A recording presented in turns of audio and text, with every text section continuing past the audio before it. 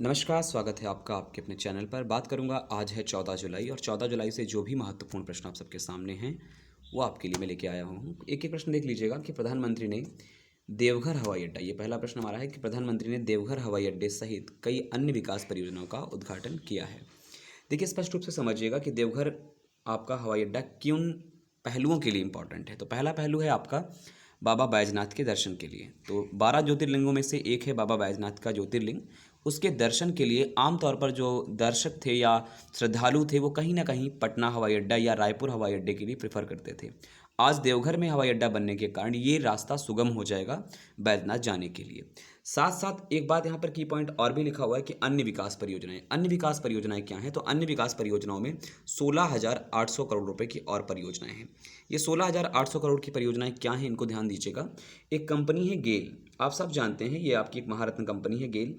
और तो गेल के द्वारा आपका ये गेल के द्वारा कहीं न कहीं झारखंड से लेकर के उड़ीसा के मध्य, झारखंड से उड़ीसा के मध्य एक पाइपलाइन परियोजना चलाई जा रही है, जो कि बेसिकली जगदीशपुर, हल्दिया, बोकारो और धामरा के बीच में है। ठीक है, यानी कि इन स्टेशंस को लिंक करती है, जगदीशपुर, हल्दिया, बोकारो और धामरा।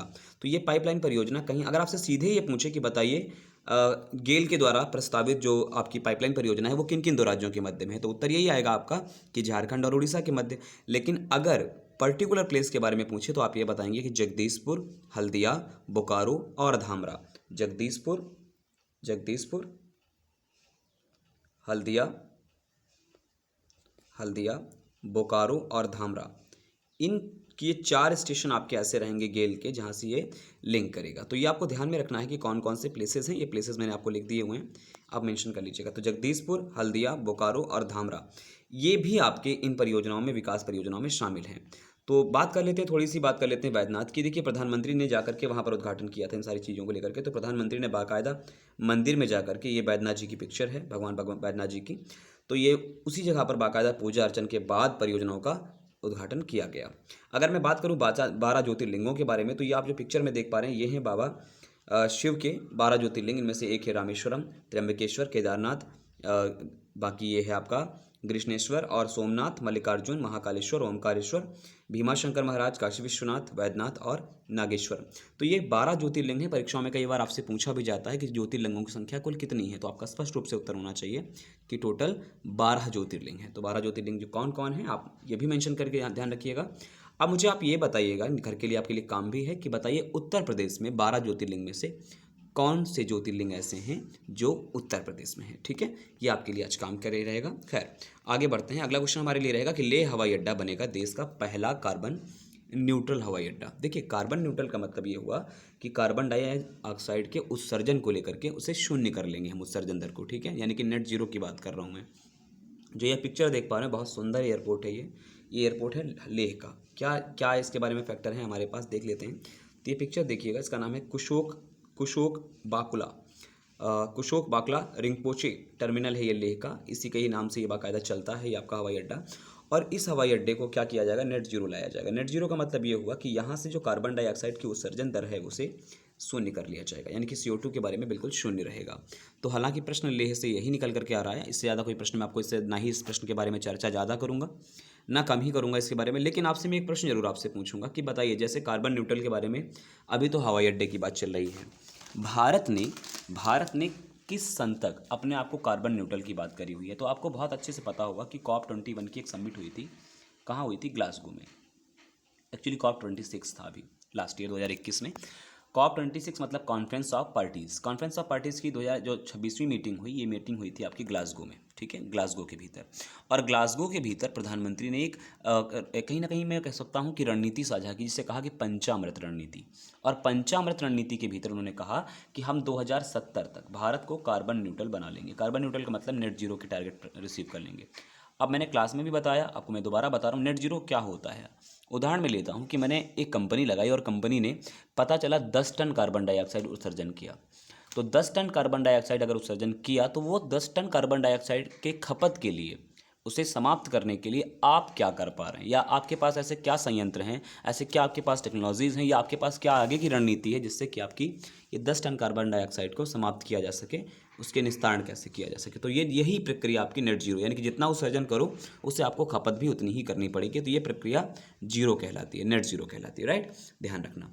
बाकी देखिए हवाई अड्डे के बारे में भी लगातार मैंने प्रश्न आपको क्लास में भी कराया और बाकी बताता रहता हूँ। जैसा कि अभी हाल ही में पूरे एशिया का सर्वश्रेष्ठ हवाई अड्डा कौन रहा, तो मैंने आपको बताया था कतर का हमद अंतर्राष्ट्रीय हवाई अड्डा, हमद अंतर्राष्ट्रीय हवाई अड्डा, हमद अंतर्राष्ट्रीय हवाई अड्डा, ये अभी पूरे एशिया का सर्वश्रेष्ठ हवाई अड्डा रहा। लेकिन अगर आपसे मैं ये प्रश्न कह दूं कि भारत अथवा दक्षिण एशिया, देखिए भारत आपका दक्षिण एशिया में आता है, साउथ एशिया में, दक्षिण एशिया का सर्वश्रेष्ठ हवाई अड्डा कौन रहा, तो आपको मैंने बताया था कि बेंगलोर का कैंपेगौड़ा अंतर्राष्ट्रीय हवाई अड्डा क्या है, कैंपेगौड़ा अंतर्राष्ट्रीय हवाई अड्डा क्या है, दक्षिण एशिया सहित भारत का सर्वश्रेष्ठ एयरपोर्ट है। ठीक है, भारत सहित, देखिए दक्षिण एशिया की बात जब मैंने कर दी तो जाहिर सी बात भारत इसी के अंदर आ गया।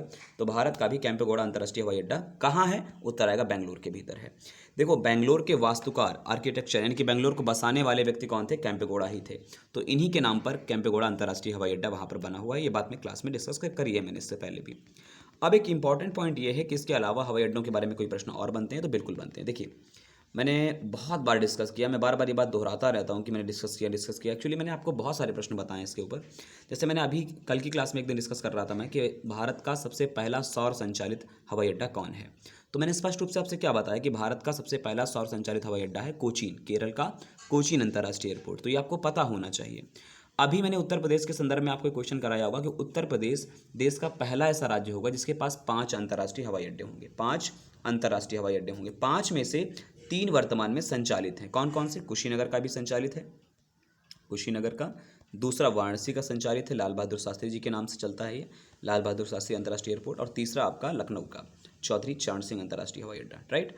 तो इनमें से मैंने एक क्वेश्चन और आपको बताया था, तो संचालित हैं 3 और 2 कौन से हैं, तो 2, एक है अयोध्या का मर्यादा पुरुषोत्तम श्री रामचंद्र अंतर्राष्ट्रीय हवाई अड्डा और दूसरा आपका है जेवर, चाहे इसे जेवर कह लो चाहे इसे आप नोएडा अंतर्राष्ट्रीय हवाई अड्डा कह लो, ठीक है, एक ही बात है। तो ये 2 अभी संचालित नहीं हुए हैं, राइट। और इसको नोएडा वाले को बना कौन रहा है, तो स्विट्जरलैंड की कंपनी है, उसका नाम है, स्विट्जरलैंड के द्वारा एक एयरपोर्ट है, उसका नाम है ज्यूरिख एयरपोर्ट की तर्ज के ऊपर इसका निर्माण किया जा रहा है। तो ये अपने आप में बहुत बड़ी बात है कि ज्यूरिख की तर्ज पर कौन सा उत्तर प्रदेश का एयरपोर्ट बनाया जा रहा है, तो उत्तर आएगा नोएडा एयरपोर्ट। इसके अलावा वाराणसी से एक प्रश्न मैंने आपको बताया था ये कि वाराणसी आपका जो बोर्डिंग पास होती है, बोर्डिंग प्रक्रिया के लिए फेस स्कैनिंग का प्रयोग करने वाला उत्तर प्रदेश का पहला एयरपोर्ट होगा, यूपी का पहला होगा जो फेस स्कैनिंग की प्रक्रिया से गुजरेगा। यानी कि बोर्डिंग पास के लिए जो आप बोर्ड होते हैं, बोर्डिंग पास के लिए अब क्या करेगा, ये फेस स्कैनिंग का काम करेगा। तो ये बनारसी का ध्यान रखना, वाराणसी इंपॉर्टेंट है, ये आपके लिए फैक्टर है। चलिए आगे बात करते हैं और अगले क्वेश्चन की ओर। तो प्रसार भारती के नए लोगों को लॉन्च कर दिया गया है, इस वर्ष इसकी 25वीं वर्षगांठ मनाई जा रही है। मतलब ये है कि अपनी सिल्वर जुबली मना रहा है और सिल्वर जुबली के चक्कर में इन्होंने अपना लोगो को बदल दिया है, ठीक है। यहाँ से क्वेश्चंस बनेंगे, देख लीजिएगा। अगर इसे पहले देख पा रहे हो तो ये है आपका प्रसार भारती का पहले का लोगो, दूरदर्शन, ठीक है। नीचे लिख के आया करता था, अगर आप थोड़ा सा याद हो आपको, सत्यम शिवम सुंदरम करके, राइट। और अभी क्या है, वो सब चीज़ें वही हैं, लेकिन अभी क्या है, इस लोगो में परिवर्तन देखिए, बीच में दूरदर्शन लिखा हुआ करता था, अभी यहाँ पर एक माइक और एक इंडिया का मानचित्रण दिखाया गया है, ठीक है। तो बात हम प्रसार भारती की कर लेते हैं, क्या क्या हमारे लिए इंपॉर्टेंट क्वेश्चन रहेंगे। देखिए प्रसार भारती 11 जुलाई 2022 को, 11 जुलाई 2022 को अपना 25वां वर्षगांठ मना रहा है। यानी कि जो 11 जुलाई हमारी निकल गई, इसमें वर्षगांठ मना रहा है, ठीक है। इसकी स्थापना कब हुई थी, इसकी स्थापना हुई थी 1997 में, 1997 को। एक्चुअली पूरी बात मैं आपको बताऊं तो ये कहीं ना कहीं इसकी स्थापना इस आधार पर मैं नहीं कह रहा हूँ बैठ करके, तो लोगो लॉन्च की डेट है। एग्जैक्ट अगर मैं बात करूँ स्थापना के लिए कि इसकी स्थापना एग्जैक्ट डेट में कब हुई, तो 23 नवंबर को, ठीक है। लेकिन इन्होंने जो लोगो लॉन्च किया था, ये लोगो लॉन्च किया था इसी 11 जुलाई के आधार पर। तो ये 25वीं वर्षगांठ मनाएगा, जब मनाएगा उसके पहले उन्होंने क्या किया हुआ है, अपना एक लोगो लॉन्च कर लिया हुआ है 11 जुलाई 2022 को। ज़्यादा कुछ याद नहीं रखना है आपको, याद ये रखना है कि बताइए प्रसार भारती ने जो अपना लोगो लॉन्च किया हुआ है वो कितनी वर्षगांठ में मतलब लॉन्च किया हुआ है, तो आपका उत्तर आएगा 25वीं वर्षगांठ के भीतर। ज़्यादा कोई भी डेटा आपसे नहीं पूछेगा, ज़्यादा होगा तो आपको ऑप्शन दे देगा कि बताइए अभी हाल ही में कौन से बोर्ड ने अपना लोगो परिवर्तित किया है, तो आपको पता रहना चाहिए कि प्रसार भारती ने अपना लोगो बदला हुआ है। अगर इसके अलावा मैं फैक्टर की बात करूं तो प्रसार भारती के सीईओ आपसे पूछ सकता है, तो ध्यान रखना शशि शेखर वेम्पति वर्तमान में क्या है यहाँ के? शशि शेखर वेम्पति वर्तमान में इसके सीईओ हैं, ठीक है, शशि शेखर वेम्पति। और इसका मुख्यालय कहाँ प्रसार भारती का? तो आपका उत्तर आएगा दिल्ली। दिल्ली में इसका प्रसार भारती का क्या है? मुख्यालय है। तो आई होप आपको प्रसार भारती से क्वेश्चन समझ में आया होगा। बहुत छोटा क्वेश्चन था, इसमें कोई बहुत डिटेल करने की आवश्यकता नहीं थी। अगला क्वेश्चन है कि 25वीं वर्षगांठ के ऊपर भारत सरकार अब की बार हर घर तिरंगा अभियान को लॉन्च करेगा। हर घर तिरंगा अभियान क्या है? कि प्रत्येक घर में तिरंगा लहराया जाए। चूंकि अब की बार आपको पता है कि हम आज़ादी की 75वीं वर्षगांठ मना रहे हैं और बहुत बड़े पैमाने पर इसको मना रहे हैं। काफ़ी समय से हम इसके लिए प्रयास कर रहे हैं, आज़ादी का अमृत महोत्सव मना रहे हैं। ये सारी बातें हम लोगों ने डिस्कस करी हैं। तो मैं आपको 2-1 प्रश्न छोड़ के भी जा रहा हूँ, लेकिन उससे पहले हम बात करते हैं तिरंगे के बारे में। देखो, तिरंगे के बारे में हम सब जानते हैं, तिरंगे में सबसे ऊपर का रंग केसरिया, सफ़ेद और हरे रंग का है। केसरिया बलिदान कहीं ना कहीं, और श्वेत आपका शांति का प्रतीक कह सकते हैं, और आपका हरा आपका समृद्धि का प्रतीक है। ये हम सब जानते हैं, बचपन से पढ़ते आ रहे हैं। इनके रेशियो में कई बार क्वेश्चन पूछे जाते हैं। 3:2 का रेशियो होता है। कितना होता है? 3:2 का एक रेशियो होता है। पिंगली वेंकैया एक बहुत बड़ा नाम है, पिंगली वेंकैया। पिंगली वेंकैया ने इस झंडे को डिज़ाइन किया था, ठीक है। उसके अलावा भी अगर मैं क्वेश्चन बात करता हूँ तो एक बात ध्यान रखना इस झंडे के बारे में कि एक संहिता आई थी, राष्ट्रीय ध्वज संहिता। राष्ट्रीय ध्वज संहिता, ये क्या है ध्वज संहिता? मैं किसकी बात कर रहा हूँ? राष्ट्रीय ध्वज संहिता ये आई थी 2002 में। ये क्या है, क्या ये बात मैं आपको बताऊँ। देखिए, इससे पहले भारत के व्यक्ति को सार्वजनिक स्थल पर आपके झंडा फहराने या निजी तौर पर झंडा फहराने के अधिकार नहीं थे। केवल गवर्नमेंट के पास ऐसे राइट्स थे कि गवर्नमेंट बिल्डिंग्स के ऊपर या गवर्नमेंट जहाँ चाहे वहाँ पर अपने झंडे को फहरा सकते थे। उसके ऊपर बहुत सारे रूल एंड रेगुलेशंस थे। ये सीधे सीधे मैं कहूँ तो ज़्यादा बेहतर रहेगा। आम लोगों की पहुँच में झंडा बाहर था। जैसे कि आज हम लोग ध्वजारोहण कर लेते हैं, ऐसी चीज़ें नहीं संभव थी। अभी क्या है, इस संहिता के आने के बाद आम लोगों के पास ये अधिकार आ गए कि आप अपना झंडा घर पर फहरा सकते हैं, ध्वजारोहण कर सकते हैं। जगह जगह जहाँ आपके अधिकार हैं झंडे संबंधित, ये अधिकार आप यूज कर सकते हैं। तो ये बात बोली गई है हर घर तिरंगा अभियान के लिए कि आप देखिए, फहराइए, ये अभियान चलाइए, सब कुछ ठीक है, लेकिन राष्ट्रीय ध्वज संहिता 2002 के अगेंस्ट जाकर के अलग जाकर के आप उसके जो नियम दे रखे हैं उसके नियम से हट करके काम नहीं करेंगे। ये प्रश्न ऑलरेडी कई बार पूछा जा चुका है कि राष्ट्रीय ध्वज संहिता कब आई। तो मैं उम्मीद करता हूँ, आशा करता हूँ आपको कि ये आपको 2002 याद रह जाएगा, ठीक है। बाकी देखो, आज़ादी के अमृत महोत्सव के ऊपर भारत सरकार चाहे वृक्षारोपण हो, चाहे अमृत सरोवर की बात करें। देखिए, अमृत सरोवर के मैंने क्वेश्चन में बार बार रिपीट क्यों कर रहा हूँ, क्योंकि अमृत सरोवर यूपी से जुड़ा हुआ है। 75 अमृत सरोवर की बात करी गई, 75 अमृत सरोवर यानी कि तालाबों की बात थी बड़े व्यापक पैमाने पर। सरोवर का मतलब ही तालाब होता है। तो पहला जो सरोवर बनाया गया, अमृत सरोवर बनाया गया, वो बनाया गया उत्तर प्रदेश के रामपुर के भीतर, ठीक है। ये इंपॉर्टेंट है कि पहला अमृत सरोवर, आज़ादी के अमृत महोत्सव पर अमृत सरोवर कहाँ बनाया गया, ठीक है। तो अमृत सरोवर बनाया गया आपका रामपुर के भीतर। तो इस आधार पर इंपॉर्टेंट क्वेश्चन है, राइट। तो हर घर अभियान भारत सरकार आज़ादी की 75वीं वर्षगांठ पर, 75वीं वर्षगांठ का मतलब ये हुआ 15 अगस्त 2022, ठीक है। 15 अगस्त 2022 को हम अपना आज़ादी का 75वां वर्षगांठ मना रहे होंगे। तो ये आप क्वेश्चन ध्यान रखना। चलिए बढ़ते हैं अगले क्वेश्चन की ओर। सनमार्ग ग्रुप के वाइस चेयरमैन नारायणन कुमार को order of the rising sun पुरस्कार से सम्मानित किया गया।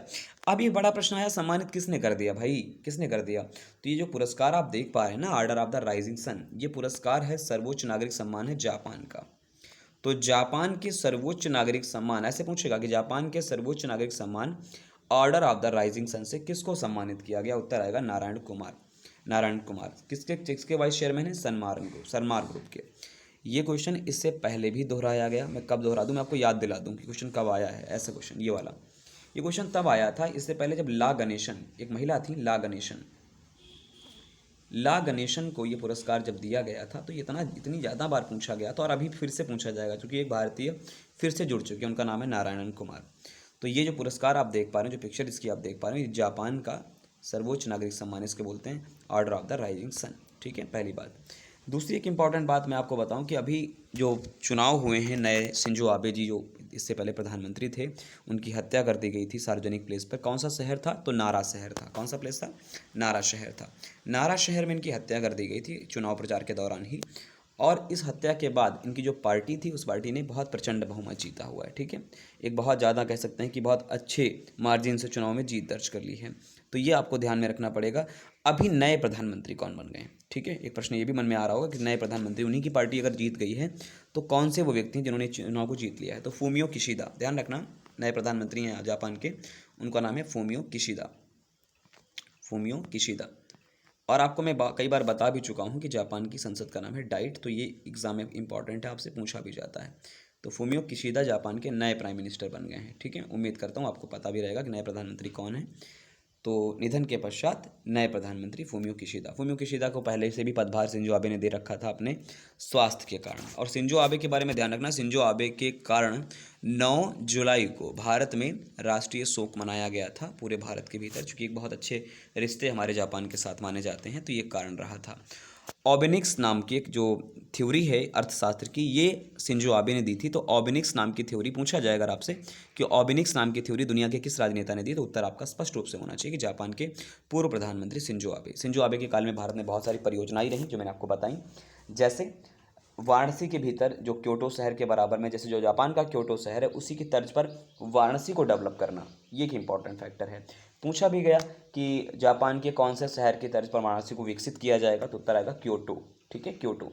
दूसरा प्रश्न, वाराणसी में ही एक कन्वेंशन सेंटर, उसका नाम था Rudraksh convention centre. Convention centre like ऐसे कह सकते हैं कि ऑडिटोरियम जहाँ पर प्रेक्षागृह तरीके, जैसे कि बड़े बड़े शहरों में आपकी देखते हैं ना कि प्रेक्षागृह बना दिए जाते हैं, वैसे ही। तो ये आपका रुद्राक्ष कन्वेंशन सेंटर भी जापान की सहायता से बनाया गया था, जो कि आकृति में रुद्राक्ष की तरीके से था। और सबसे बड़ी परियोजना बुलेट ट्रेन परियोजना, कहीं ना कहीं जापान के द्वारा ही, सहयोग के द्वारा संचालित हो पाएगी। ये अपने आप में एक विजनरी प्लान है। तो उसके लिए पीछे योगदान देने वाले व्यक्ति थे शिंजो आबे। तो कहीं ना कहीं भारत के प्रधानमंत्री ने यही ट्वीट करके कहा कि भारत ने एक सबसे बड़ा अपना दोस्त खो दिया है।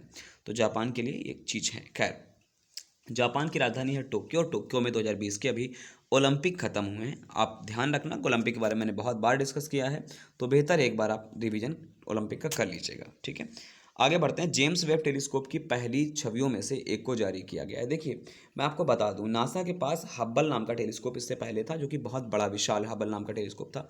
बहुत दिन तक सेवाएं दी नासा के हब्बल टेलीस्कोप ने। अब जाकर के एक नया टेलीस्कोप लॉन्च किया, जो कि नासा का सबसे बड़ा टेलीस्कोप था, उसका नाम था जेम्स वेब। ये क्वेश्चन ऑलरेडी पेपर्स में भारत में छप चुका है कि बताइए दुनिया की सबसे ज़्यादा बेहतरीन टेलीस्कोप कौन सा है, तो आपको उत्तर आता है जेम्स वेब। ये नासा का ही है, ध्यान रखना इस बात को। तो अभी ये जो पिक्चर भेजी हुई है, ये कहीं ना कहीं एक मंदाकिनी की है। उस मंदाकिनी का नाम है SMACS0723। ठीक है, ये जो पहले पिक्चर ली गई थी इतनी क्लियर नहीं थी, लेकिन अभी जो नासा के जो सोर्स दे रखा है कि जेम्स वेब ने जो क्लियर करी है, तो बहुत ही क्लियर है। ये एक मंदाकिनी है, आप ध्यान रखना। उसका नाम है SMACS। में भी आपसे पूछा जाए कि नई मंदाकिनी जो कि जेम्स वेब ने जो पिक्चर क्लिक करी है, ये पहली पिक्चर है, तो ये में भी ये पूछा भी जा सकता है। तो पहला प्रश्न जेम्स वेब से कि कौन सी मंदाकिनी की पूछी, तो आप ध्यान रखना कि भैया देखिए हब्बल ने बहुत धुंधली थी, और अभी जो जेम्स वेब ने खींची है वो बहुत क्लियर है। मंदाकिनी का नाम है SMACS0723। पहले चीज़, जेम्स वेब स्पेस टेलीस्कोप किसका है, ये क्वेश्चन ऑलरेडी आया है, तो आप ध्यान रखना नासा का है। ठीक है, अभी सर्वश्रेष्ठ नासा का टेलीस्कोप यही है। आगे बढ़ जाते हैं कि आंध्र प्रदेश के मुख्यमंत्री द्वारा प्रधानमंत्री फसल सुरक्षा बीमा योजना में शामिल होना कह दिया, दोबारा शामिल होंगे। एक्चुअली बात यह है कि बहुत सारी राज्य सरकारें ऐसी हैं जो कि जहाँ पर बीजेपी सरकार नहीं है। जैसे मैं अगर आंध्र प्रदेश के मुख्यमंत्री की बात करूँ वाई एस जगनमोहन रेड्डी की, तो वाई एस जगनमोहन रेड्डी की अपनी खुद की वहाँ पर पार्टी है, और खुद की पार्टी के द्वारा वहाँ पर शासन किया जाता है। तो वाई एस रेड्डी ने क्या कहा, वाई एस जगनमोहन रेड्डी ने, कि देखिए हम अपने तरीके की योजनाएं चला रहे हैं, लेकिन अभी जो विजिट्स हुई प्रधानमंत्री की, तो दोबारा टाई अप कर लिया है प्रधानमंत्री फसल सुरक्षा बीमा योजना के बारे में। क्या है योजना, तो देखो योजना के बारे में आपको यहाँ पर मेंशन है कि योजना अप्रूव्ड ऑन 13 जैन 2016। तो 2016 में इस योजना का संचालन किया गया है। क्या योजना के बारे में, सपोज दैट किसानों के खेतों के भीतर लैंडस्लाइड हो जाए, या फिर कोई बहुत भयंकर तूफान आ जाए, या बाढ़ आ जाए, सूखा आ जाए, ऐसी चीज़ों के चक्कर में अगर किसान का कोई नुकसान होता है, तो उसकी स्थिति में यहाँ पर क्या दिया जाता है, धन दिया जाता है। ठीक है, यानी कि किसानों को उसके लिए बाकायदा फसल की सुरक्षा के लिए बीमा कराया जाता है, और फसल की बीमा सुरक्षा के लिए बाकायदा उसको भुगतान भी दिया जाता है। तो इसमें बहुत सारी बातें तो बताने के लिए नहीं है, लेकिन मैं आपको घर के लिए काम दे रहा हूँ जो बहुत इंपॉर्टेंट है, कि प्रधानमंत्री फसल बीमा योजना के लिए रबी और खरीफ, क्योंकि भविष्य में पेपर में आपके पूछा भी जा सकता है कि रबी और खरीफ की जो फसलें हैं, इनके कितना प्रतिशत मार्जिन इस फसल बीमा योजना के लिए दिया जाता है, यानी कितना परसेंट वैल्यू है जो उसके लिए एक तरीके से कह सकते हैं कि भारत सरकार आपकी गारंटी के तौर पर लेती है कि अगर ऐसी चीज़ें होती हैं तो ये व्यवस्था आपको इतनी फसल का आपको देना पड़ेगा। 2%, 1.5% कितनी है, ये आप मुझे बताइएगा, ये आप नीचे कमेंट बॉक्स में कमेंट करिएगा कितना क्या है, कितना क्या नहीं है। अगला क्वेश्चन है कि गोतबाया राजपक्षे के बाद, देखिए गोतबाया राजपक्षे, इसमें 3 मूर्तियाँ पिक्चर में दिखाई दे रही हैं, तो मैं बता दूं आपको गोतबाया राजपक्षे ये रहे आपके सामने। ठीक है, और ये इनके भाई साहब हैं महिंद्रा राजपक्षे। ठीक है, तो गोतबाया राजपक्षे राष्ट्रपति थे, यानी कि ये महोदय राष्ट्रपति थे, और ये थे यहाँ के प्राइम मिनिस्टर। ठीक है, प्रधानमंत्री साहब ने पहले ही पद छोड़ दिया था विरोध के बाद, तो नए प्रधानमंत्री बन गए थे रानिल विक्रमसिंघे, जो ये पिक्चर आप देख पा रहे हो। तो रानिल विक्रमसिंघे ने क्या किया है अभी हाल ही में, जब से बहुत हो हल्ला हुआ, तो ये जो गोतबाया राजपक्षे, तो ये तो पहले ही पद से खत्म हो चुके थे। अभी गोतबाया राजपक्षे जब ज़्यादा विरोध हुआ तो ये भाग गए मालदीव। ठीक है, ये मालदीव चले गए, अपने देश से भाग गए, मालदीव चले गए हैं। ठीक, जनता वहाँ सड़कों पर है, महंगाई चरम पर है, तो इसके कारण ये महोदय भाग गए हैं कहाँ पर, मालदीव। तो अब इनके स्थान पर कोई तो राष्ट्रपति रहेगा ना। तो रानिल विक्रमसिंघे जो कि प्रधानमंत्री थे, इन्होंने कार्यवाहक राष्ट्रपति का भी पदभार संभाल लिया है। देखो मैं बता दूं, श्रीलंका एशिया का ऐसा देश है जिसके पास राजनेताओं के पक्ष में बहुत शक्तियां हैं। अगर उसे लगता है कि राजनेताओं की शक्ति में वृद्धि करनी है तो वो एक कानून बना कर ले आते हैं। इससे पहले भी कानून बनाया था कि किसी भी मंत्री को आप हटा नहीं सकते, ऐसा कानून अभी श्रीलंका ने पास किया था। राष्ट्रपति की शक्तियों में जब कमी देखी गई तो देखा कि राष्ट्रपति की शक्तियां कम हैं, तो अपने आप विधेयक ला करके, अपने आप कानून बना करके संसद में क्या किया, एक ऐसा कानून बनाया कि राष्ट्रपति सर्वोपरि है, राष्ट्रपति को कोई हटा नहीं सकता, राष्ट्रपति के साथ ऐसा नहीं कर सकते, नियम कानून बहुत सारे लागू नहीं कर सकते। तो ये ऐसा देश है श्रीलंका। श्रीलंका में ऐसा क्यों हो रहा है, तो उसके पीछे इस कारण को, इस मैप को बहुत ध्यान से समझिएगा, मैं भी आपको चीज़ें समझ में आए बेहतर ढंग से। श्रीलंका बहुत सारे, एक तो ये आपको एक ही पॉइंट ध्यान रखना, ये है कोलंबो, ये वर्तमान में इसकी राजधानी है, और कोलंबो और जयवर्धनेपुर इसकी दो राजधानियां हैं। कोलंबो के बगल में ही यहाँ पर एक सिटी बनाई जा रही है, जो मैंने डॉट किया हुआ है, उस सिटी का नाम है न्यू कोलंबो सिटी। तो इस न्यू कोलंबो सिटी पे ऊपर पूरा फंड कौन लगा रहा है, चाइना लगा रहा है, चाइना लगा रहा है। चाइना ने ऑलरेडी इसको इतना पैसा दे रखा है श्रीलंका को, ये कहीं ना कहीं दब चुका है, उसके कर्ज से दब चुका है। और ऑलरेडी यहाँ पर न्यू कोलंबो सिटी की स्थितियाँ देखिए आप, कि एक ऐसा द्वीप बनाया हुआ कि मिट्टी डंप करी पहले समुद्र के भीतर, एक शहर बनाया अलग तरीके से, यानी कि जो मूल रूप से प्राकृतिक रूप से जो ज़मीन है श्रीलंका की, उससे अलग ढंग कर पहले वहाँ पर ज़मीन पे मिट्टी डाली, मिट्टी डाल करके एक शहर बसाया, उस शहर को नाम न्यू कोलंबो सिटी। वहाँ पर अपनी करेंसी तक चलाने की बात चल चुकी है कि चाइना की जो अपनी करेंसी है उस करेंसी को ही चलाएगा न्यू कोलंबो में। तो पहला की पॉइंट ये है, इतना पैसा दिया है। दूसरा, ये हम्बन टोटा जो पोर्ट आप देख पा रहे हो, इस हम्बन टोटा को ऑलरेडी जब पैसा ना दे पाया ये श्रीलंका चाइना को, तो 99 ईयर के लिए लीज पर ले लिया, यानी कि इतने सालों के लिए इसने क्या कर लिया, अपने पास रख लिया है कि हम अब इसका प्रयोग करेंगे, और तब तक नहीं देंगे जब तक इसको प्रयोग करके पूरी तरीके से आप 99 साल तक इसका यूज करेंगे, उसके बाद हम आपको वापस कर देंगे। तो ये अपने आप में बहुत बड़ी विसंगति है कि श्रीलंका को पूरी तरीके से कर्ज से दबा दिया है, महंगाई इतनी ज़्यादा है कि चीज़ें ऊपर नहीं निकल पा रही हैं, और इसीलिए बहुत सारा खेल आप लगातार 10-15-20 दिन से देख रहे हैं, या अभी तो मान लो ये देख रहे हैं, इससे पहले यहाँ पर खाद्य इमरजेंसी लग गई, फूड इमरजेंसी लग गई, इसके अलावा फिर इमरजेंसी लग गई, और छोड़ो प्रधानमंत्री का कार्यक्रम चेंज होने लगा कि एक प्रधानमंत्री ये जा रहे हैं, पहले महिंद्रा राजपक्षे गए, फिर रानिल विक्रमसिंघे आ गए, और रानिल विक्रमसिंघे खुद एक बहुत बड़े राजनेता हैं, लंबे समय तक प्रधानमंत्री रहे थे इससे पहले भी। तो ये क्रियाकलाप लगातार काफ़ी दिन से चल रहा है। और दूसरा एक कारण रहा कोविड का, कि कोविड को श्रीलंका ने, माफ़ी चाहूँगा, श्रीलंका कोविड ने बुरी तरीके से तबाह कर दिया, क्योंकि यहाँ पर मेन जो आय का साधन है वो है पर्यटन और कहीं ना कहीं कोकोनट। तो जब पर्यटन बंद हो गया और कहीं ना कहीं कोकोनट की जो आदान प्रदान जो खेती थी, यहाँ से जो कोकोनट जाते थे दूसरे देश में, जो निर्यात होते थे, वो सब प्रक्रिया हो गई बंद।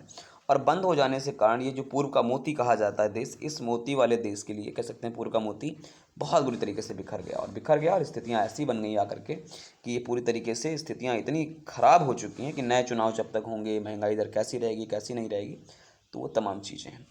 कुछ क्वेश्चंस मैंने आपको बताए होंगे, जैसे कि राजधानी के बारे में कि कोलंबो और जयवर्धनेपुर कोट्टे यहाँ की राजधानी है।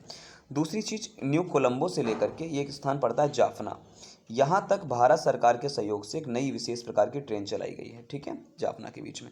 तो ये ध्यान रखना कि जाफना से कोलंबो के बीच में भारत के सहयोग से एक लग्जरी ट्रेन सेवा को शुरू किया गया था कुछ दिन पहले।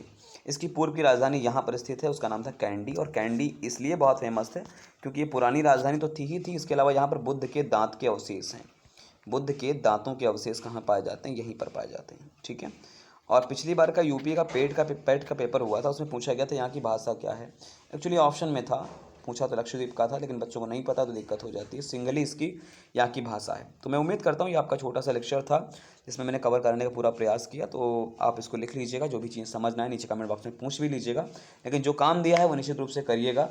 और काम क्या है मैं दोबारा रिपीट करा दूँ आपको। काम ये है, पहली चीज़ तो यूपी में कौन कौन से ज्योतिर्लिंग हैं, पहली बात ज्योतिर्लिंग में से। और दूसरा क्वेश्चन मैंने आपको ये दिया है कि प्रधानमंत्री फसल बीमा योजना के लिए खरीफ और रबी के लिए कितने % की सब सरकार के लिए आपको गारंटी देनी पड़ती है। तो ये दोनों बातें आप मुझे मेंशन करके कमेंट बॉक्स में बताइएगा। आशा करता हूँ आपको लेक्चर पसंद आया हो। वीडियो देखने के लिए आपका बहुत बहुत धन्यवाद। बने रहें हमारे साथ। नमस्कार।